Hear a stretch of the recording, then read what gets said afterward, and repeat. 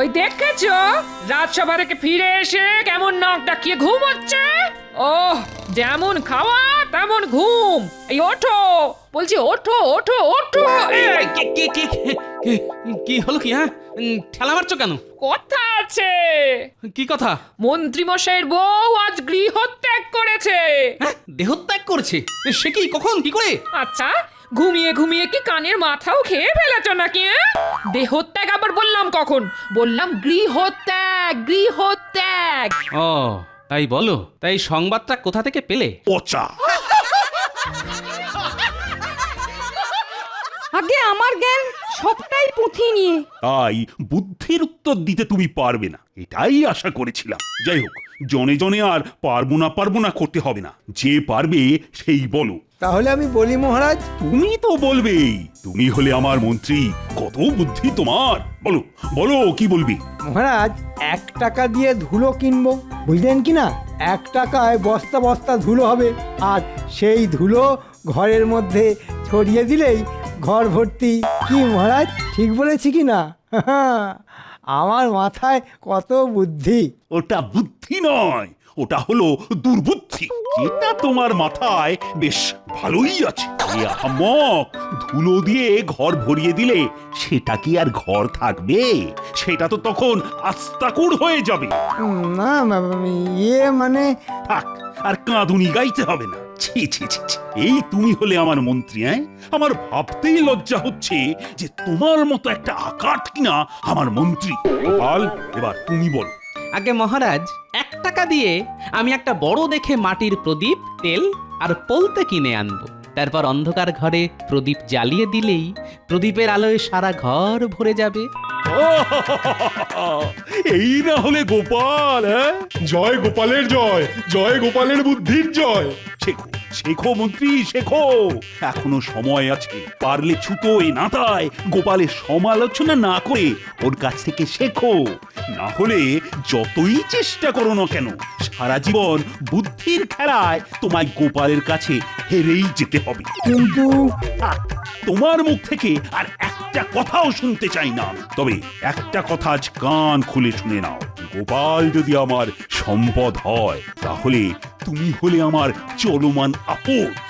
যাও যাও, দূর হয়ে যাও। তোমার মুখ আর দেখতে চাই না।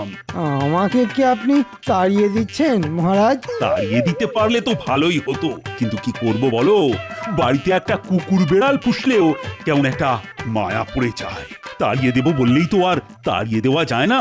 তাই থাকো। তবে ওপরওয়ালা যে মাথাটা তোমায় দিয়েছেন, তার মধ্যে দুর্বুদ্ধির বদলে একটু সুবুদ্ধি ভরে রাখার চেষ্টা করো। যাও, আজকের মতো রাজসভা শেষ।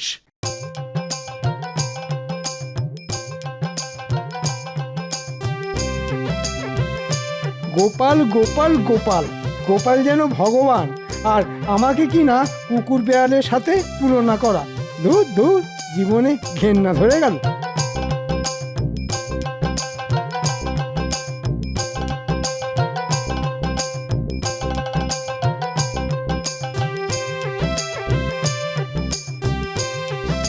পুটিন মা, বলি ও পুটিন মা, পুটিন মা।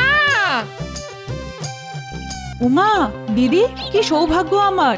আমার বাড়িতে দিদির পায়ের ধুলো পড়লো। এসো এসো, ভেতরে এসো। এই পথ দিয়ে যাচ্ছিলাম, ভাবলাম তোমার সাথে একটু গল্প করে যাই। খুব ভালো করেছো দিদি। এসো এসো, ঘরে এসো।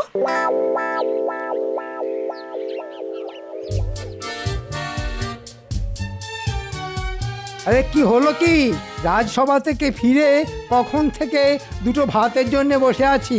বলি, ভাত দেবে নাকি? দিচ্ছি দিচ্ছি। আমার তো আর 10টা হাত নেই যে বলা মাত্র ভাতের থালা সামনে চলে আসবে।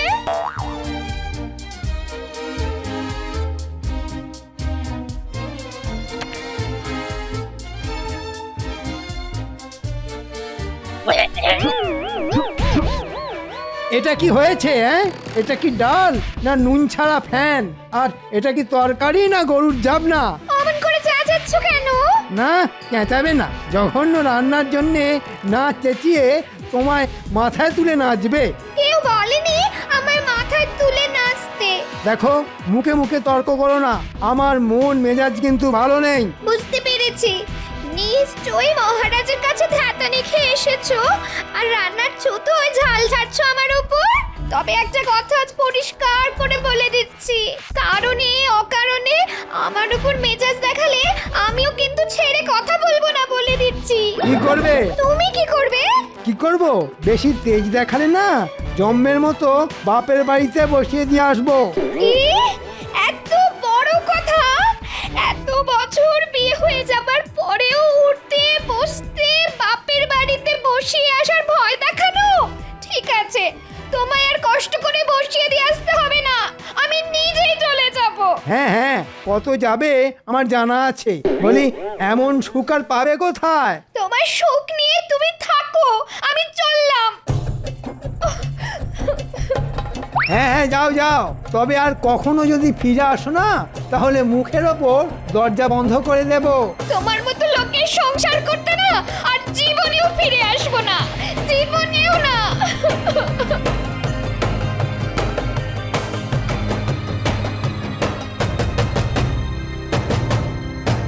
আর একটু বসলে হতো না দিদি? না রে ভাই, তোমার দাদার আবার রাজসভা থেকে ফিরে আসার সময় হলো, জানোই তো ওকে। ফিরে এসে আমায় দেখতে না পেলে আবার হই চই বাঁধিয়ে দেবে গো। তাহলে কথা দিয়ে যাও আরেকদিন আসবে। আসবো আসবো, আরেকদিন ঠিক আসবো খন।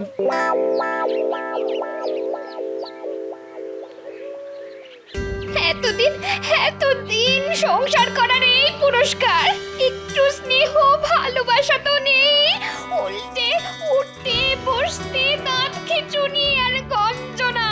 দূর দূর দূর, জীবনটা কয়লা হয়ে গেল। আরে মন্ত্রী মশাইয়ের বউ না? কি ব্যাপার দিদি, এই রোদের মধ্যে কোথায় যাচ্ছ? হ্যাঁ, ঠিক আছে, না বলতে চাইলে বলো না। না না, বলবো না কেন, আমি বাপের বাড়ি যাচ্ছি। বাপের বাড়ি যাচ্ছ? ও মা, সে তো খুব ভালো কথা গো। তা পায়ে হেঁটে কেন? গরুর গাড়ি কিংবা পালকি কই? আমার এই যাওয়াটা আনন্দের যাওয়া নয় গো গোপালবু, ভাবতে পারো আমি চিরকালের মতো চলে যাচ্ছি। উমা, সে কি অলক্ষণে কথা? কেন? দিন রাত শুধু খিটখিট আর গঞ্জনা, আর সহ্য করতে না পেরে তুমি আবার এসব কথা কাউকে বলো না যেন। না না, কাক পক্ষীতেও জানতে পারবে না।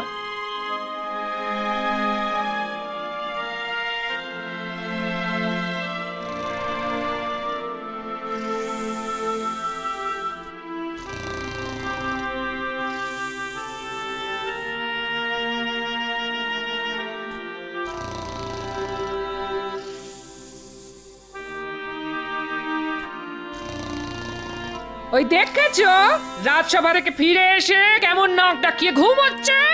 ওহ, যেমন খাওয়া তেমন ঘুম। এই ওঠো বলছি, ওঠো ওঠো ওঠো। এই, কি হলো কি? হ্যাঁ, ঠেলা মারছো কেন? কথা আছে। কি কথা? মন্ত্রী মশাইয়ের বউ আজ গৃহত্যাগ করেছে। হ্যাঁ, দেহত্যাগ করছে? সে কি, কখন, কি করে? আচ্ছা, ঘুমিয়ে ঘুমিয়ে কি কানের মাথাও খেয়ে ফেলেছ নাকি? দেহত্যাগ আবার বললাম কখন? বললাম গৃহত্যাগ, গৃহত্যাগ। ও তাই বলো। তাই সংবাদটা কোথা থেকে পেলে?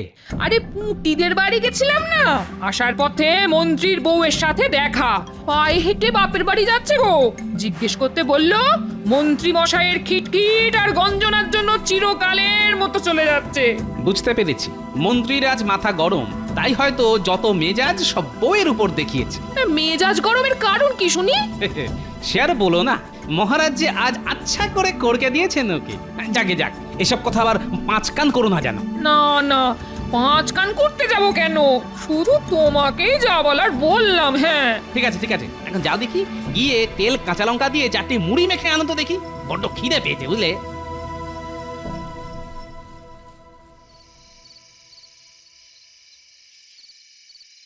ওহ, খিদের চোটে পেটের মধ্যে নাড়ি ভুঁড়ি অবধি হজম হয়ে গেল মনে হচ্ছে। সেই কখন ভাত চাপিয়ে এসেছি, যাই দেখি ফুটলো কিনা। মন্ত্রীমশাই, মন্ত্রীমশাই। গেল গেল গেল রে, সব পুড়ে গেল। কি পুড়ে গেল রে ঘটা? গিয়ে দেখলেই তো হয়। কি পুড়ে গেল মন্ত্রী মশাই? ভাত।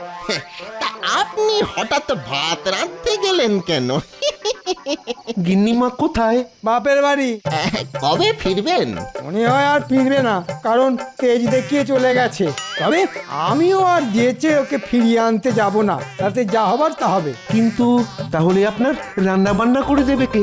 সেটাই একটা বড় সমস্যা। আমি যে ঘর কন্যার কাজ কিছুই জানি না। ভাতগুলো কিভাবে পুড়ে গেছে দেখ। তাহলে কি খাবেন? ওই মুড়ি টুড়ি চিবিয়ে থাকতে হবে।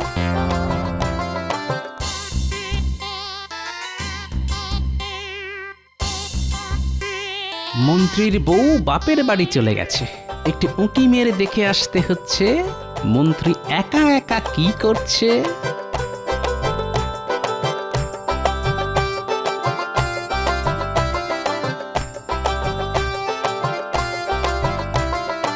আমি বলি কি, গিন্নিমা যদি সত্যি সত্যি ফিরে না আসেন তাহলে আপনি একটা বিয়ে করে ফেলুন। বিয়ে? এই বয়সে কে দেবে আমায় মেয়ে? কি যে বলেন না, আপনাকে কে মেয়ে দিতে চাইবে না? আরে আপনি হচ্ছেন মন্ত্রী, একবার হ্যাঁ বলেই দেখুন না, মেয়ের বাবারা সব আপনার দোরগোড়ায় হতে দিয়ে পড়ে থাকবে। বলছিস? বলছি মানে একেবারে কাজে করে দেখিয়ে দিতে পারি। তাহলে দেখ একটা মেয়ে, একবার যদি বিয়েটা করে ফেলতে পারি না, তাহলে আচ্ছা করে তোদের গিন্নিমার মুখে ধামা ঘষে দেওয়া যাবে। ঠিক আছে ঠিক আছে, কোনো চিন্তা করবেন না, দু একদিনের মধ্যেই আপনাকে মেয়ে দেখাতে নিয়ে যাব। আরে দেখতে বেশি মানে সুন্দরী হবে তো? একেবারে ডানা কাটা পলি। আহা, তোরা কি ভালো রে, ওপরওয়ালা যেন ঠিক সময়ে তোদের পাঠিয়ে দিলেন। তাহলে এই সব যুক্তি হচ্ছে, একটা বউ যেতে না যেতেই আরেকটা বিয়ে করার মতলব। ঠিক আছে মন্ত্রী, তোমার দ্বিতীয়বার বিয়ে আমি দেব।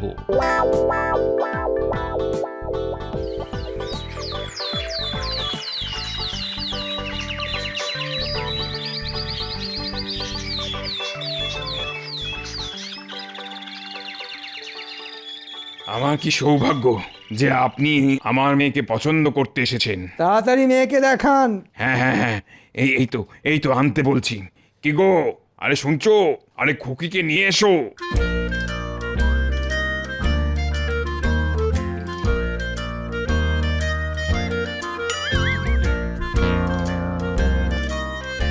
তা কেমন দেখলেন আমার মেয়েকে?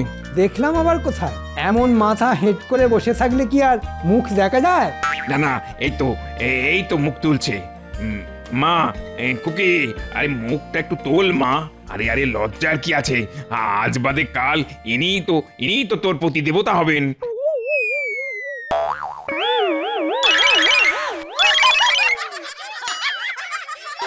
বটা, আগে এই তোর ডানা কাটা পড়ি। সবই তো ঠিকই আছে, শুধু ওই চোখের মনি দুটো ছাড়া আর কি। তবে তবে ভাত রাঁধতে পারে খুব ভালো। হ্যাঁ, নিকুচি করেছে তোদের রান্নার। মস্করা হচ্ছে, আমার সঙ্গে মস্করা হচ্ছে। আজ তোদের মেরেই ফেলবো। দাঁড়া দাঁড়া বলছি, দাঁড়া দাঁড়া।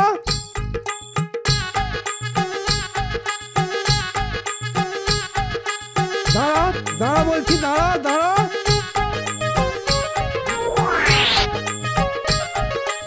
ও গোপাল দাদা, আমাদের বাঁচাও, আমাদের বাঁচাও। আরে আরে কি হয়েছে সেটা না বললে বাঁচাবো কি করে? আমার সঙ্গে প্রবঞ্চনা, ডানা কাটা পরীর নাম করে টেরা মেয়ে দেখানো। পাত্র হিসেবে আমি কি এতটাই খারাপ? টেরা মেয়ে পাত্র? কি হয়েছে মন্ত্রী মশাই, কারো বিয়ে নাকি? সেটা তোমার না জানলেও চলবে। ঠিক আছে, পরে বুঝে নেব তোদের।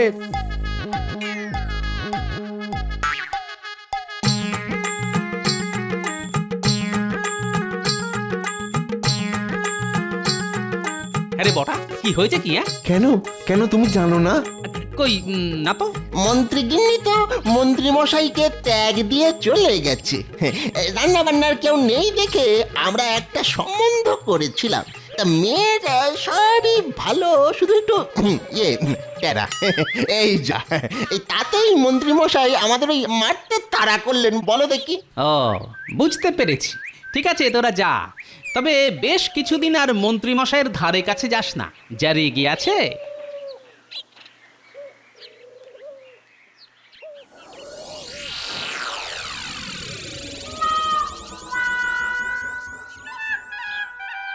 ওহ, কি পোড়া কপাল আমার।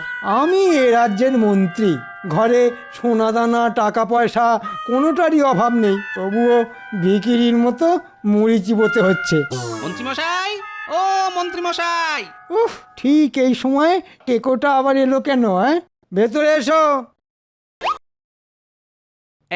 এগুলো দিতে এলাম, মানে আমার গিন্নি আপনার জন্য এগুলো পাঠিয়েছে। কি আছে ওতে?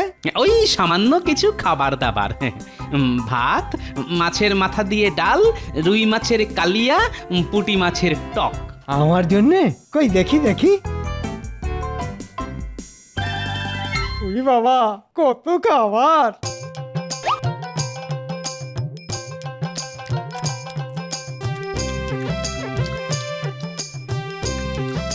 রান্না ভালো হয়েছে মন্ত্রীমশাই?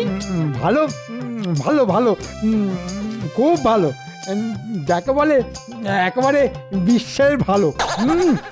আমার গিন্নি বলেছে যতদিন না আপনার বিয়ে হচ্ছে ততদিন এরকম খাবার আপনার জন্য পাঠিয়ে দেবে। সেটি আর হচ্ছে না। ভালো খাবার মুখে যেতেই মন্ত্রীর মনের দরজা মনে হচ্ছে খুলে যাচ্ছে। কেন হচ্ছে না? পাত্র হিসেবে আপনি কম কিসের? আসলে আমার বয়স এই তো বটা ঘটা পাত্রী দেখাতে নিয়ে গিয়েছিল। ওরে বাবা, কি বলবো, সে কি টেরা! মন্ত্রী মশাই, আপনি হয়তো চিরকাল আমাকে শত্রু ভেবে এসেছেন, কিন্তু আমি বরাবরই আপনার বন্ধু। তাই আদেশ দিলে আপনার জন্য একটা পাত্রী দেখি। আছে নাকি তেমন কোনো পাত্রী? আছে মানে, বুঝলেন, একটু বয়স হয়েছে বটে, তবে যেমন কাজে কর্মে তেমনি দেখতে শুনতে আপনার সঙ্গে যা মানাবে না, যাকে বলে রাজজটক। তাহলে পাত্রীর বাবার সঙ্গে কথা বলো। আগে আগে বাবা মা কেউ তো নেই, যা করার তা আমাকেই করতে হবে। এবার বলুন আপনি রাজি কিনা? এতদিন পরেও সে যখন ফিরে এলো না, তখন এ বিয়েতে আমি রাজি। তবে পরশু দিনেই খুব ভালো লগ্ন আছে, তাহলে 4 হাত এক করে দিই। আমি তাহলে আসি। ওরে বাবা, মেয়ের বিয়ে দেওয়া বলে কথা, আমার এখন কত কাজ।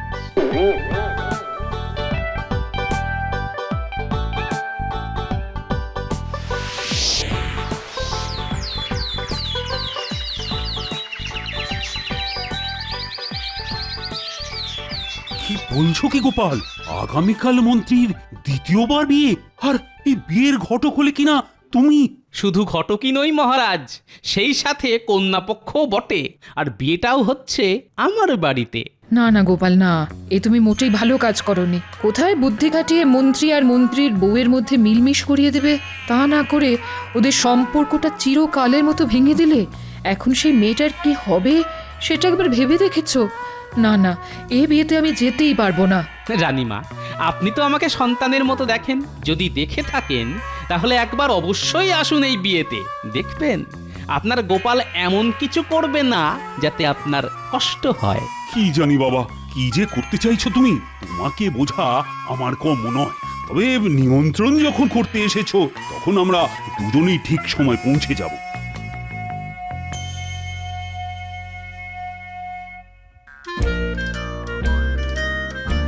আর তো সময় নেই, এবার কন্যাকে আনা হোক।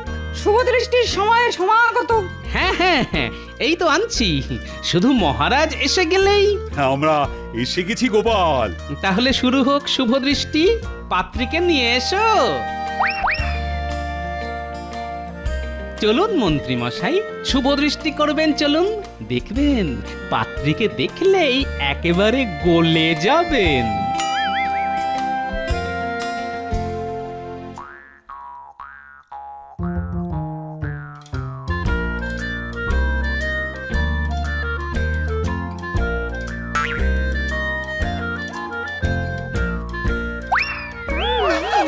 এ কি এ তো আপনার বিয়ে করা সহধর্মিনী সামান্য কটা দিন অতি সামান্য কারণে ছাড়াছাড়ি হয়েছিল, আমি আবার নতুন করে জোড়া লাগিয়ে দিলাম।